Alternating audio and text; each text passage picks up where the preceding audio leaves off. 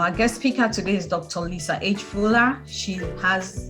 For more than 30 years, she has practiced psychiatry in Michigan, Ohio, Indiana, West Virginia, and presently she's the CEO and medical director for the Sun Life Consultants Health, as well as being a medical director for a nonprofit organization.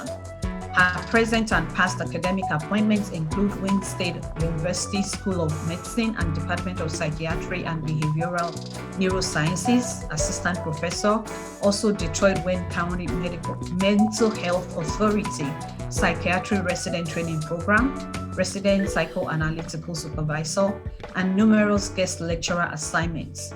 Not only has she earned a medical degree, but also earned a Bachelor of Science in Chemistry, as well as an Associate of Arts in Christian Leadership.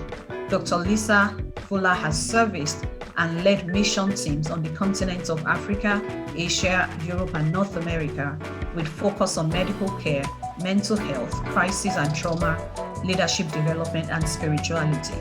She's available for speaking engagements as well as staff and corporate mental health training. She can be reached on this phone number. In the course of the meeting, she's also going to put her, social media handles, her website information, and all that kind of good stuff in the chat room for us, because we know there might be people joining after this introduction. So Dr. Fuller, please feel free whenever you get a chance to put all your information in the chat room for us, and then we'll highlight it every now and then. You're very welcome to our webinar. We're looking forward to tap into your I'm looking for the right word, your vast knowledge and experience. We want to tap into that this morning. So Dr. Fuller, over to you, please.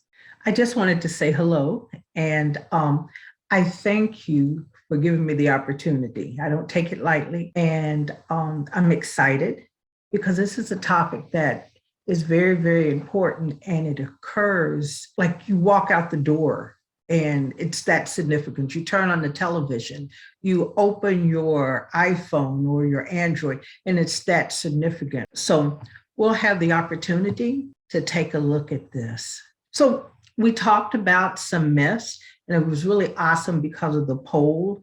What it shared is that there are a lot of different myths out there.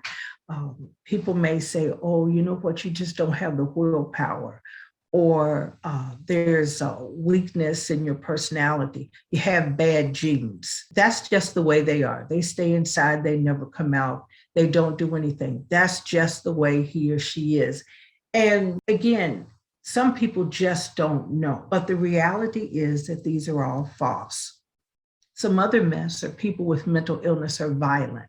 Not everyone who has a mental illness is violent. Some people may react because of being paranoid. For example, some people may react because they feel or they hear voices which are very real to them. They're perceptual disturbances that people are out to harm them or bother them. So they may react. They may have poor impulse control. People with mental illness cannot work. There are several people who actually don't see the psychiatrist and see their primary care physicians. In the world, there's over 700,000 people who have mental illnesses, and that they're at all aspects of the socioeconomic ladder. They're at all ethnicities, and they're doing different types of functions. So the last myth that I just wanted to share right now is people with mental illnesses cannot live independently. Again, that's not true. And the reason why is because as you go back to the myth that's above it, people who have mental illnesses can work. I had the opportunity for several years to work with people who had developmental disabilities. And some of the people had mild to moderate mental retardation. And guess what? They were able to work also. They also had comorbidities of mental illness, and they were also able to work, those who wanted to. So there's so many different myths, and we can't condemn because of the stigma that's associated with mental health and mental wellness. We can't just pinhole it in one group of people. Sometimes I would hear a phrase that say, oh, them people, or oh, them, but the reality is them are us. So we're all together. In America, approximately 16 million yearly. In the course of someone's lifespan, 1 in 6 people may get depression, for example. And why is that significant? Because they may never receive treatment. The other reason why it's so significant is because it impacts the workforce. Someone may not come to work. They may wreck their car. They may drive their car into other people. And I've had these scenarios with patients that happen. And as a result, this affects families, businesses, affects the bottom line. And more importantly, it affects people. And I think people are the most important commodity that any country has. According to the CDC, and I want to kind of focus on the pandemic, according to the CDC, an increase in both depression and anxiety is referenced here with respect to August of 2020 to February 2021. There was an increase with respect to receiving treatment and diagnosis, 36.4, increased to 41.5%. In addition to that, a percentage of those reporting unmet mental health care needs was up from 9.2 to 11.7. And then the question that I have is that how many people actually needed help, needed mental health treatment, and did not receive it, or decided they weren't going out because we're in the middle of a pandemic, something that we've never experienced before, and the fear that they may be the next one to die. What I wanted to do is just go over some of the commonly seen mental illnesses, talk about the symptoms, talk about the treatments and interventions, what can be done, and then kind of focus it in on COVID as time permits. And we hear about it, it happens about 1% in the population. Symptoms that may be associated with schizophrenia. Schizophrenia is a thought disorder, hallucinations, hearing things, seeing things, smelling things that other people probably don't see or hear. And the other thing is they may feel things crawling on them. This is in the absence of, for example, medication side effects. It's in the absence of withdrawals such as opioids, disorganized thought content, difficulty with their concentration, focus, paranoia, feeling as though people have to harm them, bother them, poison them, isolation or social withdrawal. Again, schizophrenia is a thought disorder. So therefore, you will see an interruption or an impairment of one's thought content and also thought processing. So schizophrenia is something that we hear of. We also hear of bipolar. It used to be called manic depressant, but now it's bipolar. And when you think about it, bi is in bicycle, bipolar meaning two poles, one in depression, the other in mania. I want to share with you some of the symptoms. Mood instability, anger, cycles, meaning manic cycles, manic episodes. And usually you see mania with excessive energy lasting for about 5 to 7 days.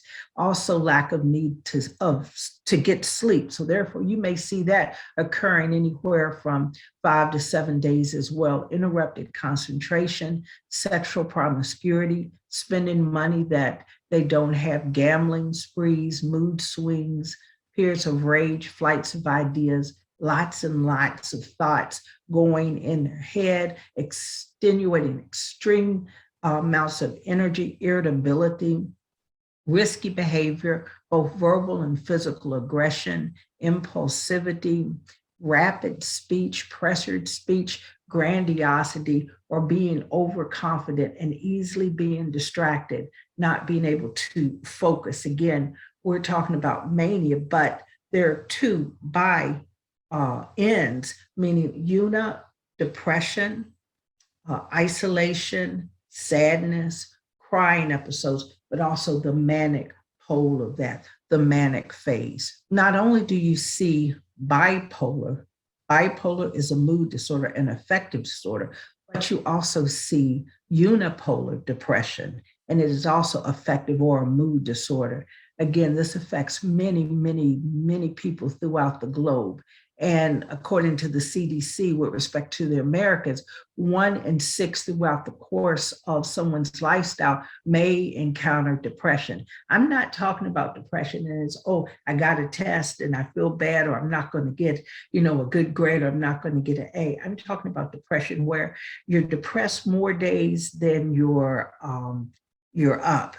Talking about suicidal thoughts, down mood, anxiety, helplessness, guilt, worthlessness, crying episodes, fatigue. And this is fatigue and sadness without the presence of organic or biological or physical reason, low energy levels, interrupted concentration, suicide gestures, appetite changes where people may eat a lot, emotional eating, or they may not eat at all, interrupted sleep. They may have difficulty falling asleep, staying asleep, physical problems where they may have stomach pains, headaches.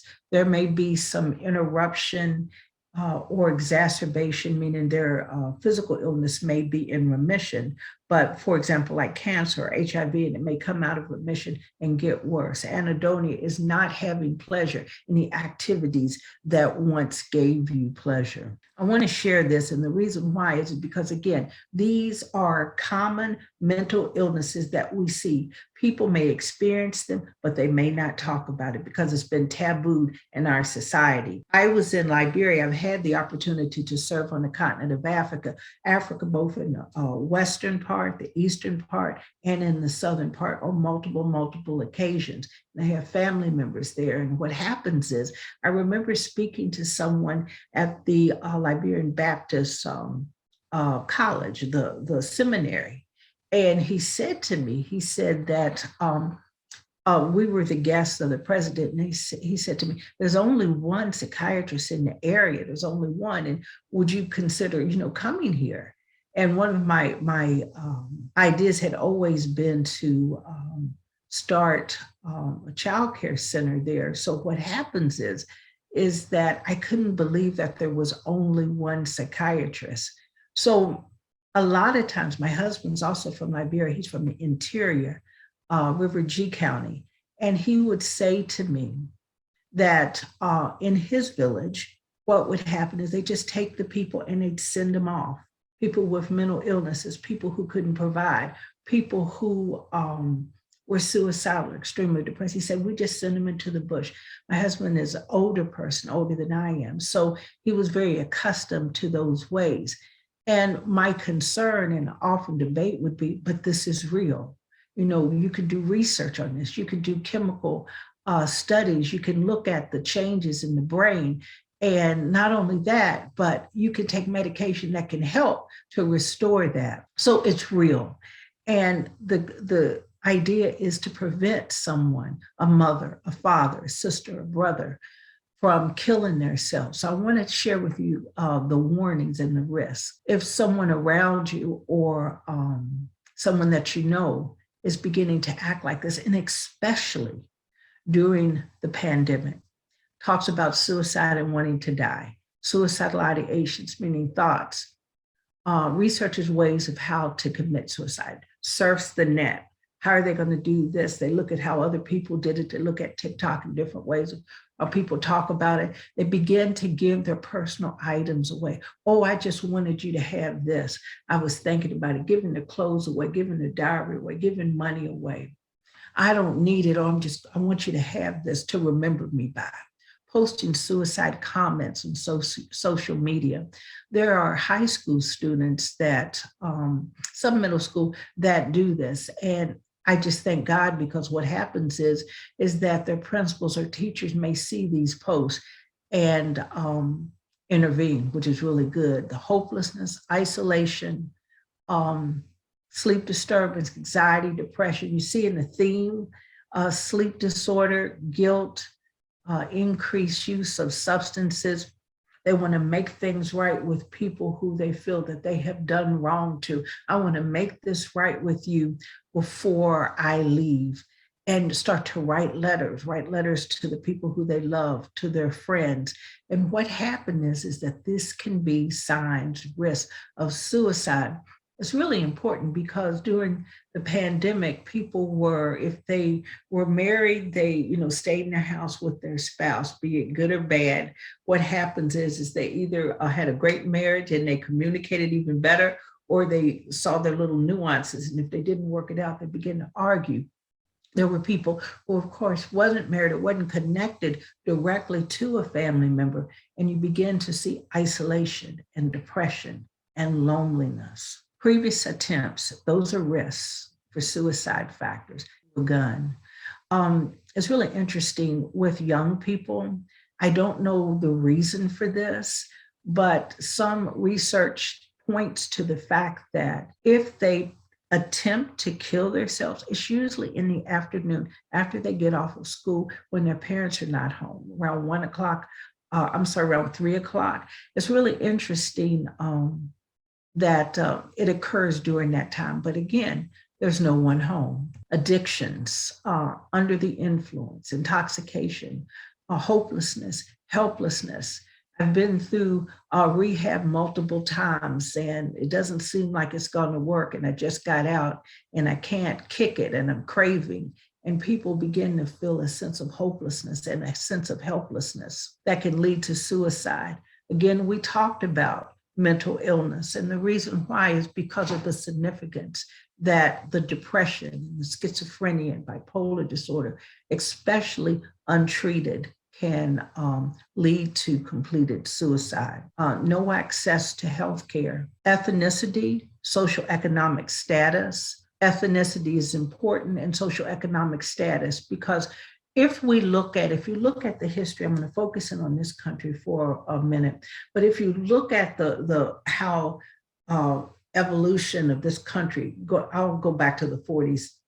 But what has happened is that we begin to see people come from the South to the North. We begin to see and migrate to California, to the larger urban cities. And as a result, there was racism. And so there was limitations where you could stay and where you couldn't stay. And as a result, there wasn't a lot of houses that were built in the 40s. So there was housing being built on the outsides of the urban areas. The people who had low social economic status or were minorities ended up in the urban parts, and then it was overcrowding. And then the owners of the buildings, they didn't repair things. And then the access to healthcare and funds began to decrease and to decrease. And so even to this day, there is a lot of mistrust with respect to healthcare. I don't know how many times I've heard it over and over again. I am so glad that you are a woman, or I'm so glad that you're a minority, or I'm so glad from people who I'm a reflection of. And the reason why is because, again, going back to myths, going back to distrust. An example is with the Tuskegee experiment, where it's my understanding it was supposed to last 6 months, and it actually lasted around 40 years. The funding had run out, but the people continued, which is very unfortunate, not to receive penicillin, which is a treatment for that. So there are a lot of carried over myths and a lot of distrust about the healthcare, health providers receiving healthcare, friends and family who completed suicide. There's an increased incidence of friends and families. If someone's friend or family of completed suicide, it's not unusual for someone to say, well, they're going to join. They're going to go and they're going to join their mother, their father, their sister, their brother. They may feel guilty for that person's death. Again, isolation, chronic pain or illness where it's unbearable. Recent discharge from psychiatric hospitals. People are very vulnerable once they are admitted for depression, and they have no energy. And so when I started many moons ago, you could stay a while, you'd stay 2 weeks or more. And now what's happened is that, there's a need to get the people out. And of course, it's economic, it's driven by economics, but their energy level increases And so therefore, someone who maybe did not have the energy to kill themselves, once they're discharged and their energy level has increased, there is a potential and a possible increased risk of suicide. So interventions, seeing all these, what do you do, especially during the middle of a pandemic? What do you do? How do you get help? What do I tell my family? What do I tell my friends who may be experiencing a mental illness? What do I do myself? If a person is a danger to themselves or others, it's really, really important that they receive professional intervention always, because when people are experiencing acute mental illness or acute exacerbation of an illness or signs and symptoms where they're not thinking right and they may be endangering themselves or others, or may be aggressive, or they may be depressed and suicidal, what happens is that most definitely they could actively try to kill themselves. So a couple of things is that I know here in Michigan, I know in West Virginia, Ohio, and Indiana, that you complete petitions.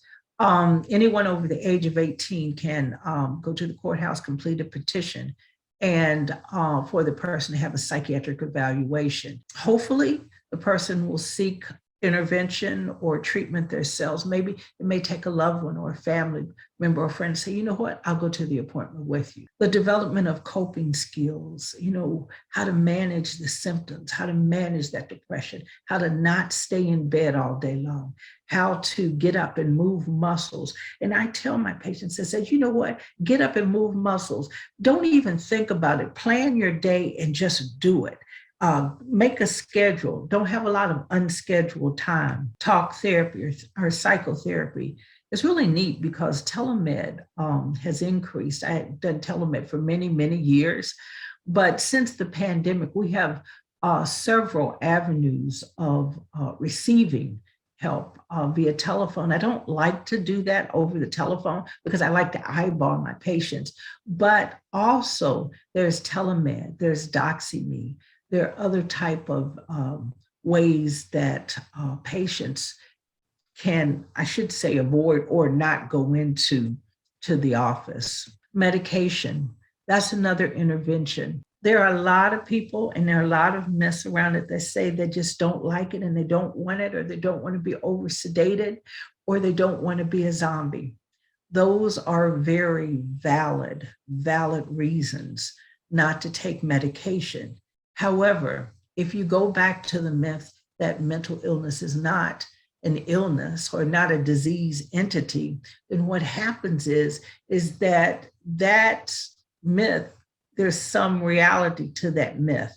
However, if you think of mental illness as a disease, which it is, and if someone had a heart problem, they had a heart attack, they had high blood pressure, and their nose was bleeding, their head was hurting, and they possibly could have a stroke or had a stroke. The issue is, would you take medication?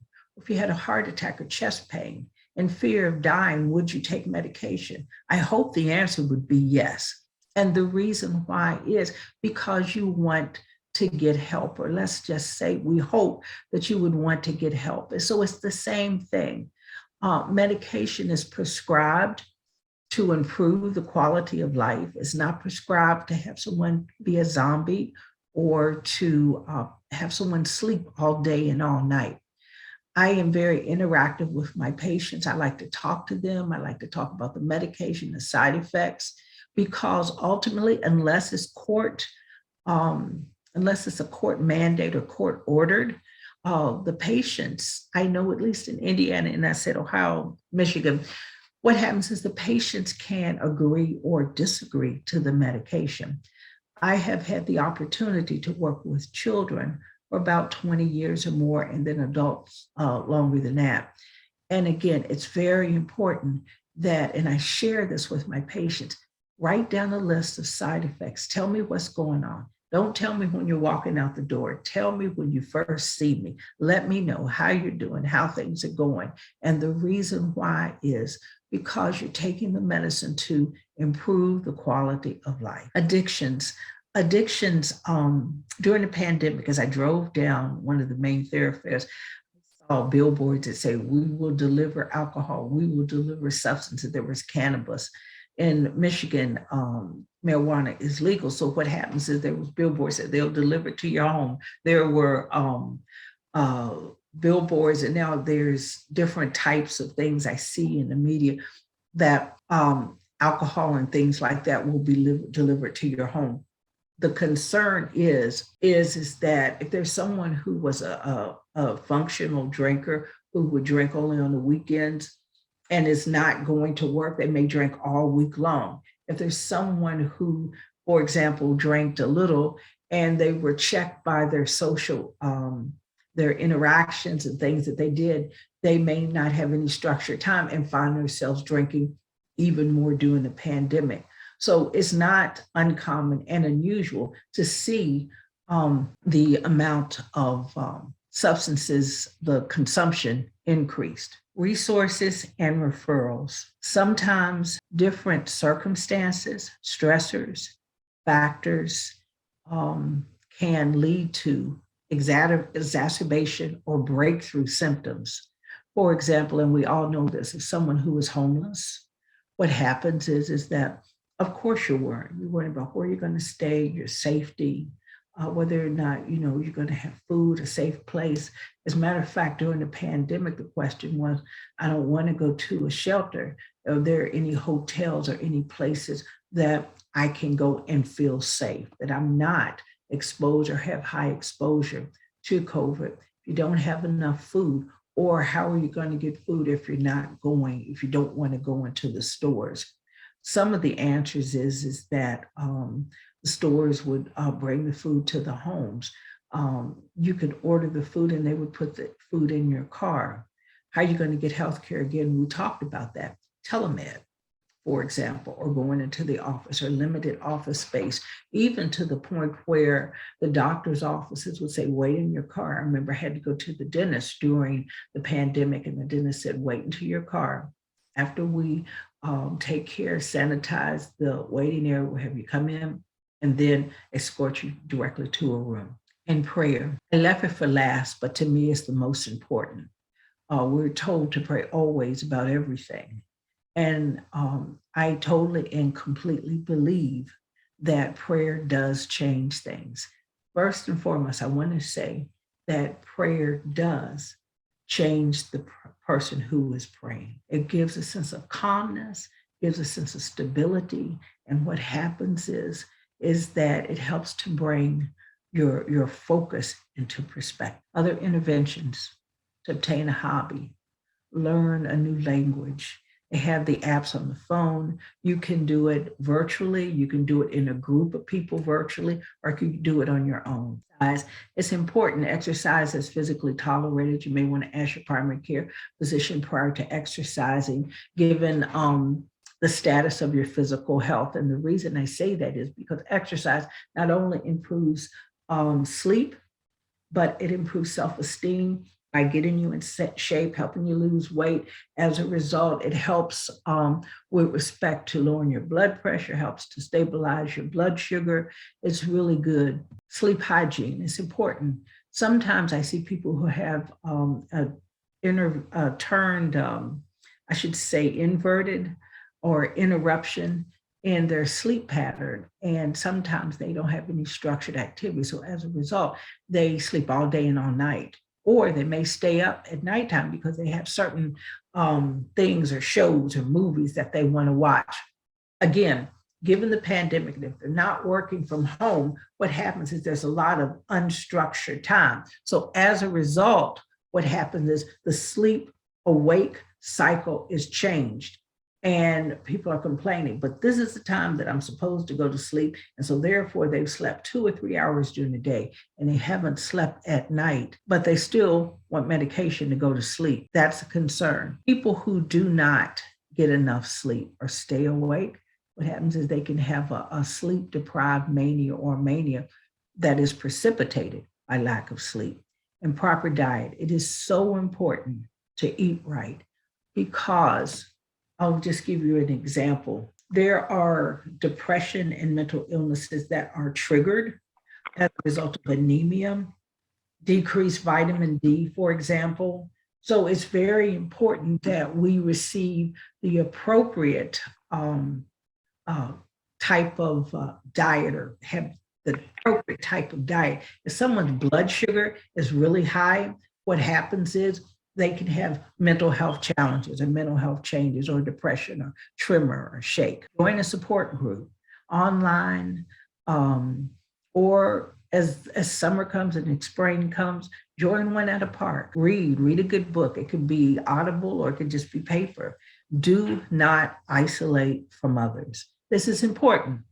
Do not isolate. Doesn't matter whether it's anxiety disorder, depression, bipolar disorder, schizophrenia. Do not isolate. The tendency is to isolate, and especially with the pandemic, the tendency is to remain inside. Do not isolate. Call a friend, call a family, learn a new language. Again, I wanted to share and go over these disorders, and the reason why is if you know better, you do better. But that's not only the thing. Knowledge is powerful. You may have a friend, you may have a family member, there may be someone who may be going through these, and they may come to you and they may say, you know what, I don't feel good, I don't feel right. Since the pandemic, I feel down and I don't know what to do. Well, guess what? Some of you, I know that you're already familiar with these. Some of you are not. This is something that you can file in the back of your head and say, you know what, I just heard, or I just went, or I just heard a seminar or a conference about this. And these are some of the numbers. I have some resources at the end that you can call. So I just want to kind of give you an overview about panic attacks. I won't take a long time. Panic attacks, there are different types of anxiety disorders. There are social anxiety disorders, kind of fear of talking, going around people, a fear of things like heights, spiders, obsessive compulsive, where you have to do a certain ritual or thing if you don't, like counting or walking and not stepping on cracks. Because if you don't, what happens is there's a distress that comes. Panic attacks, they come where people feel they don't have control. They get sweaty palms, increased heart rate, labored breathing, shortness of breath, and chest pain that can mimic to them a heart attack. So people present to the emergency department thinking they had a heart attack and it was a panic attack. Anxiety, just a general anxiety to excessive worrying. So these are just things to take in and think about that I see on a common everyday basis in post-traumatic stress disorder, flashbacks, nightmares, fear, hypervigilance, thoughts of the event, triggers of the event, and reminders, startle reflex. It could be actual or it can be threatened, directly witnessing, family, friends involved, triggers. We think about the men and women who served in the various facets of the military. And during 4th of July, I've had cousins that say, you know what, I can't handle that. And the reason why is because triggers of combat, frontline triggers. And so it really bothers them. Some of them on headphones during the fireworks, some of them go in the basement and put on headphones or just turn the television up really loud or the music up really loud. For us, in this century, in this lifetime, we've had to live through the COVID pandemic. And it's not a bad thing, it's not a good thing. I'm saying that we've lived through it. So I'm really glad about that. We take a look at the global death, which is 5,895,608. This is the good thing, that 347,478,120 recovered. That right there is a very good. However, we've seen the fear of getting COVID, fear of dying, fear of going outside, increased isolation, loneliness, burnout of the first response providers, officers, EMS. We see where there are signs. I've driven down major highways and there are signs everywhere. We need people to work. We have witnessed the agony of our loved ones, not only dying, but dying alone. So there's grief and there's depression, and there's a lot of different emotions that at some point in time, we have to go back and begin to do a reflection. If we don't, what will happen is it will occur regardless. Again, going back to the interventions, what did I share there's professional interventions, there's medication, talk therapy, there is recovery treatment programs for addictions, there's referrals for housing like case management, food, finances. I want to go back just briefly. It's okay to go to the emergency department if you're experiencing a psychiatric disorder, if you're depressed, if you're suicidal, if you're experiencing delusions, auditory, visual hallucinations. It's okay to go to the emergency department. Again, no one's going to think you're weak. It's a true illness. And no one's going to tell you, just get over it. No one's going to say you have bad genes. They may say there's a genetic predisposition. However, this is the thing. There can be a genetic predisposition for diabetes. If you see diabetes run in families, see high blood pressure run in families, you see elevated cholesterol run in families. We get elevated cholesterol through genetics, through the food we eat, and also through sometimes side effects of the medications that we take. So again, it proves the theory that it is an illness. You can see it with respect to medication. Don't be afraid to take medication or to talk to your doctor. What I urge is to have that conversation. We're talking about mental health and wellness. What is it that you need to do to become well? What is it that you need to be able to do to sustain, to get to where you need to be, to lead your life in the best way possible? So don't be afraid to take the medication. If there's side effects, write them down, have a dialogue with your doctor. If your doctor doesn't want to talk to you about them, guess what? Ask for another doctor. No one tells you that. You have the right to ask for another doctor. It's not a problem. You also have the right to either choose to receive or accept or to deny the medication. But again, I'm letting you know this because we're talking about mental health and we're talking about wellness. I want to give you the tools that you need, especially as we come out of the pandemic. You need to be armed with the tools so that you can move forward and developing the appropriate coping skills. Again, this is a revisit, a reflection of what we just talked about, the slide that I showed you. But I want to show you again because this is how important it is. Developing appropriate coping skills, how to manage illness, how to exercise, how to listen to music, how to read, to get among loved ones, to learn a new language. Again, talk things out, write in a journal. It's very important. Write your thoughts down in a journal. And the thing is, you can put your journal someplace where you don't want other people to see it. That's okay, in a secure place. Or you can lock it away. It's okay. And the reason why it's your journal, it didn't matter how you spell, your grammar, it doesn't matter. What matters is it's a catharsis. It's a way to relieve stress. And again, addictions. There are places for addictions everywhere. And so as a result, what happens is that get involved, and referrals. We talked about that. I want to give you some resources. The National Suicide Prevention Lifeline is 800-273-8255, 800-SUICIDE, 800-784-2433. Also talk 800-273-TALK or 8255. Military Veterans Suicide Hotline. Again, this goes back to talk. You press 1 for a suicide hotline for Spanish speaking people. And then there are 2 counselors who are Christian-based counselors. These counselors, I just want to say this very important. In Christian-based counseling, there are 3 people present: the therapist, the person who's receiving counseling, and Holy Spirit. Dr. Sabrina Black, she's based out of Detroit, Michigan. Abundant Life Counseling, however, she has worked on 5 of the 7 continents. You can reach her by drsabrina.net, drsabrina.net. Also, Dr. Jan Newby, Chief Psychotherapist, Clinical Supervisor, and the Anger Doctor, Balanced Life, Mind, and Well-Being.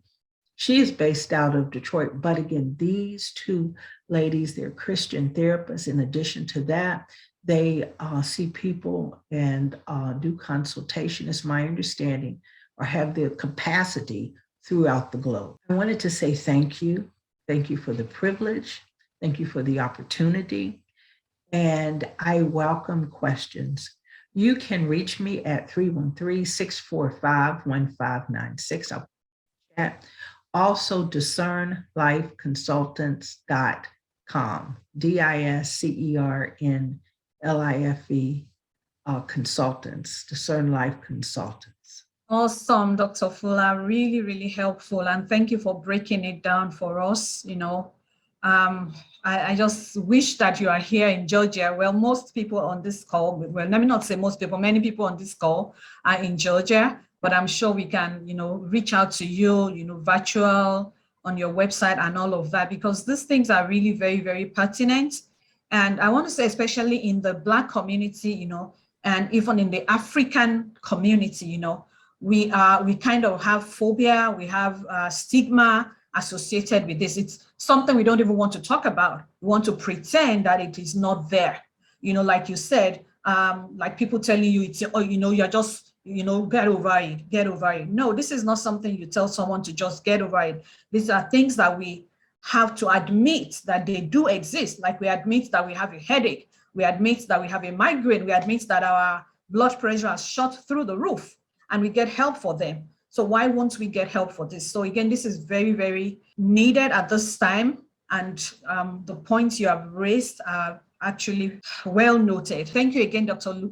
Lisa Fuller. We are glad to have you, and we will continue with the Q&A session. Thank you. Yes, once again, we can't say it enough, Dr. Fuller. You really broke it down. You really made it, like you put it in layman's terms for us, because for some of us, or for a lot of us in the Black community, it's like a taboo topic. You don't talk about that. If you talk about that, you're ready for the psychiatric hospital to be locked away. Mm-hmm. But you just demystified it, and really grateful. We have a question: how impactful is telemedicine in this area of medicine? Because he talks about mental health experts being limited in supply in his part of the world. That's a really interesting question. And I can tell you a little bit about my journey. For years and years and years, always, I was trained face-to-face, went in face-to-face. Probably 2.5 years prior to the pandemic, I started doing telemed full-time. I didn't look for it, it just happened. I got a phone call one day and they said, we need a telemed doctor full-time. And interestingly enough, it was for the prison system, state prison system. And I thought, oh my, again, how impactful is that going to be? But several factors. It has to be someone who is willing and at the other end is familiar with the technology. The other thing is with respect to, and I'm talking globally because it has to be someone who has access to the internet, someone who has the towers. I say all that because my reference, there's literally not a day that goes by that I'm talking either with someone in Liberia or talking to someone in Kenya or another part of the world, either UK or the Netherlands. And what happens is for the developing parts, for example, I'm thinking of one person, I don't want to say his name. He may talk to me once every other day. He has to go to the cafe. There's not a tower. The internet is sometimes bad. There's a change in time zones, as we all know. So as a result, you have to be mindful with respect to that. So is it impactful and significant with respect to that aspect? Not yet, because it's, catching up. However, with respect to other areas that may have the technology, yes. Let me go to the urban part, for example. In the urban parts of the city, you can pick up what do they call it, signals anywhere. But I'm from West Virginia. I'm from the Appalachians. So when you go back into those mountains, again, it's the same thing. Some areas are developing or really rural Michigan, they're developing. So they may not have the communication. They may not have the signals. So therefore, that's when you see some of the problems. Thank you so much, Dr. Fuller. That's very, very helpful. You talked about really important things. The person must be willing. And of course, the technical know-how and infrastructure is very important to make telemedicine in this area of medicine effective. What are typical red flags parents need to be aware of when it comes to mental health? Typical red flags. That's a very good question. One of the things is that, and I should say, a change in your child's behavior. Do they want to go to school? Do they not want to go to school? Because it could give you a red flag. Are they being bullied, or is there something going on? The other thing is communication with the school is very, very important, not just waiting for PTA meetings. Communication, if you see a change in your child's behavior, or maybe they're aggressive or they're angry, because children act out different ways versus adults with respect to symptoms, versus people who are later or older in their lives. So they may become angry, they may fight, they may not want to go to school. So these are red flags, especially the changes or the fighting. It makes you want to definitely say, well, what else is going on? What's going on in school? Why is it that you don't want to go to school? This can definitely prevent or mitigate problems. Great. So we need to keep our eyes open and really watch out for those changes, and also interact with our children's schools, teachers, to know what is going on. Because maybe, David, you talked about bipolar earlier on, talking about like two different people. And sometimes we are one person in school and the child might be another person at home. So we need to know these things so we can address them. Thank you so much. The second question is, when the road meets rubber and science collides with faith, what's your advice for parents with an African upbringing mindset? It's really interesting because, and I'll tell you a story. I know this is on Facebook, so I'm going to make sure I tell you a minimal story. But it's really interesting. And the reason I say that is because I can do two mindsets, being from West Virginia, and also having, of course, an ancestry that's from the continent of Africa. What happens is that you don't talk about mental illness. That's something, one, you don't talk about. Two, it's all, well, that's Uncle so-and-so, or that's Aunt so-and-so. They're in that room and they stay in that room, you give them food, and that's just the way they are. So you don't talk about that. However, what's important is, and again, I make sure that I don't push medication on someone, but I want to educate them. There's nothing wrong. I mean, I would dare not tell my mother how she raised me and my neighbors in my neighborhood that what they believe and how they grew up was absolutely wrong. But I will say, what is it that we can do to help someone? What can we begin? What dialogue can we begin to engage in that might get this person to do other things? And so what do I mean by that? First and foremost, engaging with the family, meaning family. Have the family come together, talk about it.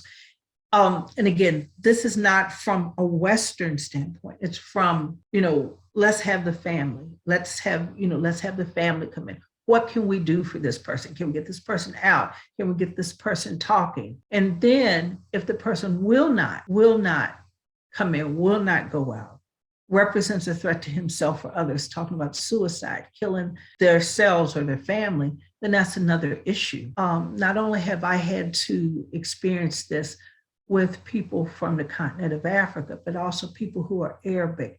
And it's really interesting because what's happened is, I remember that there were several people of Arabic descent. And, I remember the husbands and the sons and the mothers would come in, but the mother would be the patient. And finally it got to the point where they allowed me, because they trusted me, to just talk to the mother myself. So that, I say all that to say, you have to basically build trust first. So from an African perspective, and again, I can say from where I'm from, I can say based on my husband, I can say based on rural United States, and from my work, that first and foremost, I think trust is important. Developing trust first, dialogue, and then having, talking to the families, like the husband, the wives, of what can we do? What can we do to get this person in? What can we do to help this person? What can we do, to help this person, decide to cook dinner, or decide to do some other things? Do all mental illnesses require medication, or some of them need some form of counseling and therapy? And I guess to add to it, or do we sometimes need both? The answer to that is not all mental illnesses. For example, someone may be experiencing, I'm just going to make something up and give a comparison briefly, because this is something I could really get into. But the point I'm making is that if we look at high blood pressure, for example, or diabetes, there are some people who are dietary controlled with a diagnosis of, let's just say, high blood pressure, diabetes. There are some people who require medication with respect to non-insulin dependent. And there are some people who require insulin. There's some people, for example, who are diabetics who have diagnosis of diabetic neuropathy, for example, pain, or that require amputation. So the point is that at different parts of the spectrum of the illness, what occurs is that they require more aggressive treatment depending on the severity of the illness. So let's go back to depression and draw the same type of analogy. There may be someone who requires talk therapy, or there's someone who's never had or seen mental health treatment. There may be a young girl or a young boy who is going through a rough time at school that may need intervention with respect to counseling. Or there may be a young child who is, their parents are divorced and they think, you know what, my mother and father got divorced because of me. So as a result, I wouldn't put anyone on a child on medication depending upon the severity of it. So I would look at it most definitely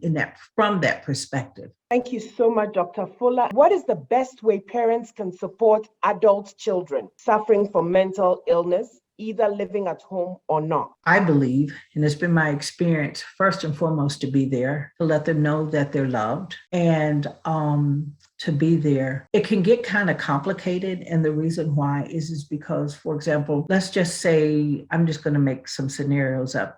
The parent has enabled their adult child, and now they're stealing from them.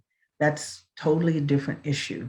There has to be some type of tough love, quote unquote. Another example is that there may be an adult child living on their own who doesn't have transportation. They can assist with taking, if they're able to take them to their appointments and to their doctors and provide that type of support. So it depends on the level and what's needed, but it also depends of the different criteria, I should say, that's occurring. Are there addictions present? Is there stealing? Is there enablement?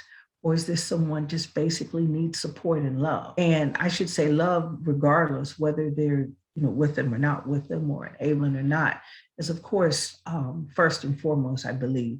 But you can love at different levels, distant and far. What is the place of prayer in mental health and wellness? It's really interesting because prayer, the scriptures tell us to pray always, and pray always, not stopping, pray for one another, and not to give up, and to stand in the gate. So I say all that to say this. I go home and I pray about my patients. I pray for them. I may not call their names. I won't, pray like, I'm on a telemed and to start praying. But the point I'm making is I pray over my patients. God has placed us, I believe, and given us the opportunity to, let me go back and say this. I just want to say a disclaimer. I remember when I was sitting in seminary and I was so excited. It was in homiletics, which is preaching class. And they said, we're having a guest speaker. We're so happy. We're so excited. And they said, he's coming in. So we were prepared. And this is what he said to us. He said, everything that you see, hear, and do, he says, about ministry. And that was it. He left. That was it. That's all he said. And, I think about that because it's really profound now. But the reality is, I believe, and this is where I'm going with this, but I wanted to share disclaimers first, is that the scripture tells us, thy kingdom come, thy will be done. So let those things that are enough, come down to heaven. So as a result, we have different gifts and talents. So we are to go out into the marketplace and we are to bring God's kingdom down here on earth. How do we do that? By the different talents and gifts we have that can go into the marketplace. And our circle, our level, our pillow of influence, it may be the family, which is in medicine. It may be in entertainment, like movies and media and broadcast. It may be in religion with preaching, etc. But the point I'm making is that I believe, based on the scripture, that we have a responsibility to pray for one another. And it is substantially vary the most important thing we could do. But if we pray and we don't believe, it's not going to do anything. One question is how, like many people lost loved ones in the course of the pandemic, and because of the situation, were not able to grieve properly, did not get closure. So, like you said, some still, like some family members died alone. So, and you find out that people have not even been able to deal with that. And it's, it begins to affect how they process things. There's fear, there's anxiety related to that. I lost my mom in the midst of just prior to the pandemic, and then the pandemic hit. And the circumstances of her death added, and the pandemic added to that. It's been 2 years. I still, sometimes I still just, it's like a flood. And I know people say that, maybe psychiatrists say that you grieve in waves, that the loss hits you in waves and all of that. How do you deal with that when it's also been complicated by the pandemic? That's my first question. The second question is, generally speaking, have you seen a trend where people who had no issues, no loss of loved ones, no prior history of mental illness or depression, but just from the isolation and events of the pandemic, they are now kind of borderline depressed, anxious, and maybe demonstrating the symptoms that you would associate with mental illness? Has there been such a trend that you have seen, and what is your suggested course of action to get help? Those are questions. I'm going to try to answer those. It's really interesting. I want to kind of focus on the last one first, because first responders, the nurses, the police officers. I'll give you an example. My son is an officer, one of the law enforcement officers. And I mean, it's not a matter of you are going to work 8 hours. It's mandatory to work overtime. I mean, it's just not an issue. And so we look at those, and we look at the first responders who have chronic illnesses, who have families who have chronic illnesses, or have older parents. And what's happened is the fear of transferring that, or who live there with their parents, and the fear of transferring or having their loved ones to contract the virus because they're working, and the burnout. The issue is that it's important for them to take self-care. And that means to take time for yourself, to exercise, to eat right, to sleep right. And I mean, I don't want to tease, or I can just basically, and I had mentioned it, to get to bed on the right time, to get enough sleep, not to overwork if you can, to find time to socialize, to read a good book, to laugh at a funny movie. These are very important things, because if not, what will happen is that it's not uncommon. If they have an illness that's in remission, or if they have a chronic illness, it could exacerbate symptoms as a result. They could get worse. They could be off of work. They could fall and basically need a care provider. So it's important for those people to do that for the people, because it's interesting that you said, I can count on my hand right now, just off the top of my head, there are more, but 30 people that I've known. And I'm not talking about, I know Joe Blow. I'm talking about as in, I know you, I share a relationship with you, that transitioned, died through, during the pandemic. And what happens is that, and I can speak personally, I never got to grieve my brother's death. We never had a funeral. So what do you do, and how do you, and the reason I'm saying that is because if people are at a point where they're quote unquote healthy, and I'm saying that, but it's not a real word, it's not a real thing that I'm saying, but I'm saying it, but I don't have a better word to use. There's certain things you can go back, you can think of the good memories, you can write a closure note, but then you also have to give yourself time to grieve. What does that mean? Take a break from quote unquote the world, reflect, and be real with your emotions. Sometimes we're not real with our emotions. We don't identify our emotions or work through our emotions, even when we're not grieving. They say the depression, but first and foremost, it's the numbness that this didn't really happen. Did it happen? Did it not? And I don't think it did, the denial, some people say. And then, you work through bargaining. Maybe if I would have been there, maybe if I could have done it, maybe if I would have brought them in my home, maybe if I could have done something different, going back and forth. And then, you go through the anger. Like, well, you're angry. You may be angry with God. You may be angry with someone. Well, why didn't they, or why didn't you go versus them, or et cetera.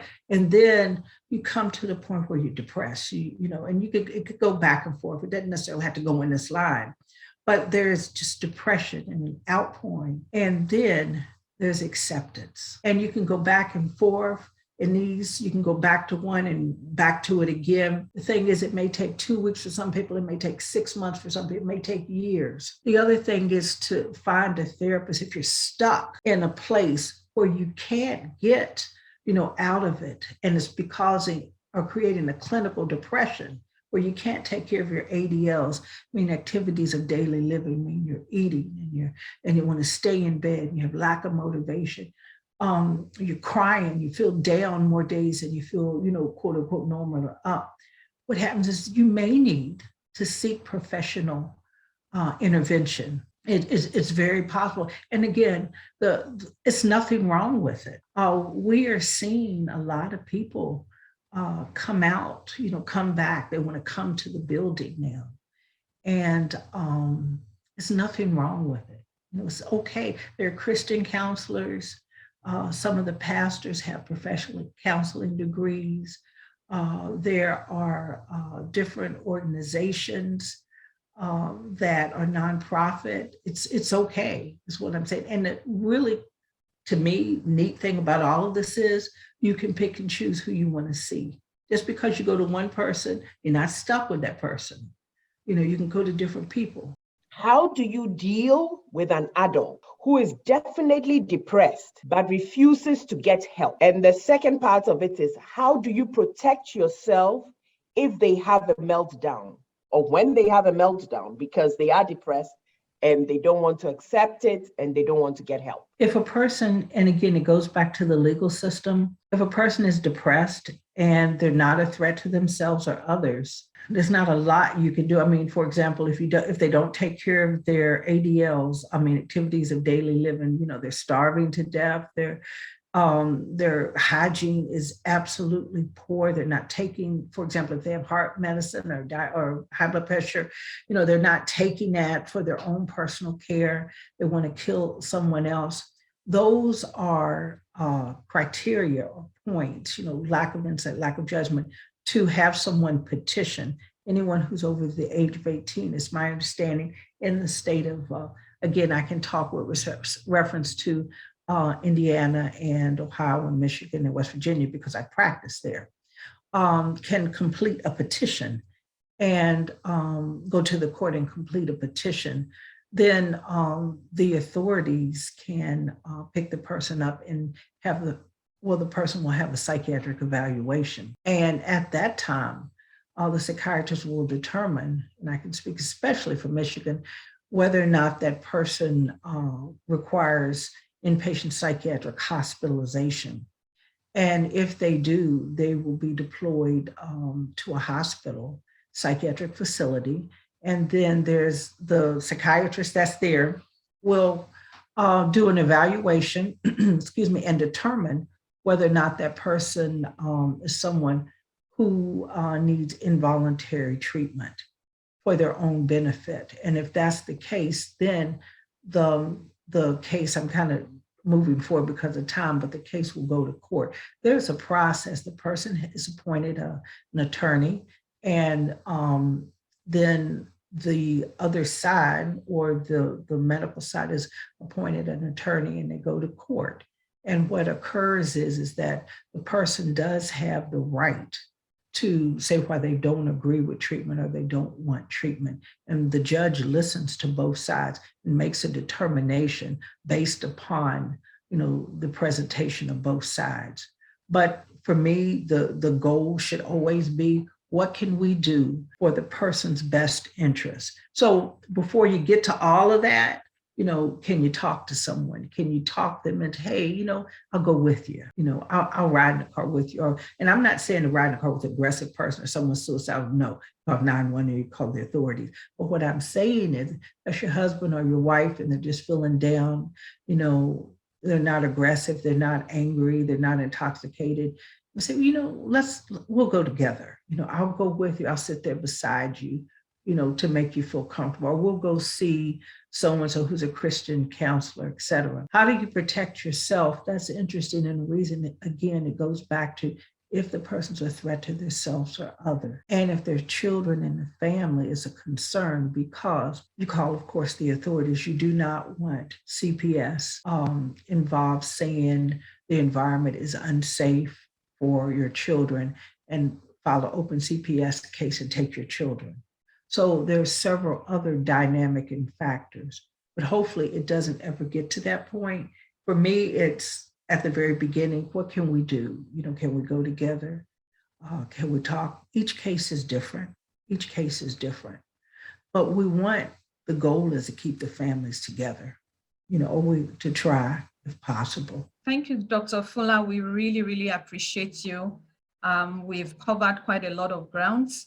And I know that people may still have questions. Please feel free to reach out to the resources that were shared, or if you didn't get all of them, you can email or send us an email on parentinginitiatives@gmail.com. We would be glad to connect you back with Dr. Fuller or to any of the resources that she has listed. And I do want to say, like Dr. Fuller has said, I want to reiterate, please don't ignore people. There may be people around you, or it may even be you yourself. Don't ignore the signs: agitation, anxiety, manic disorders, just you're agitated and you can't even put your finger on it.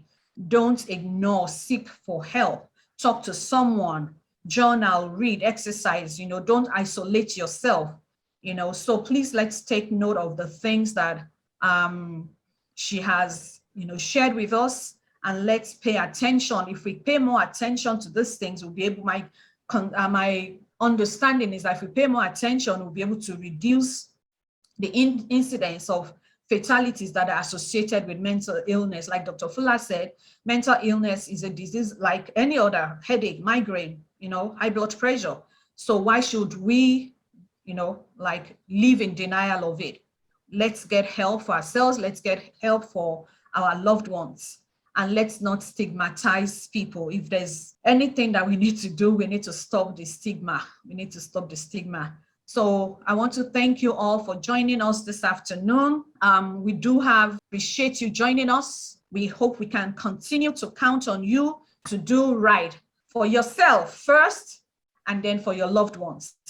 Thank you, everyone. Dr. Fuller, one more time, we appreciate you spending this time with us. We know you are very busy. You have a lot going on in the community, but we appreciate you taking the time to speak to us and to help us answer our questions. Thank you. We look forward to having you another time.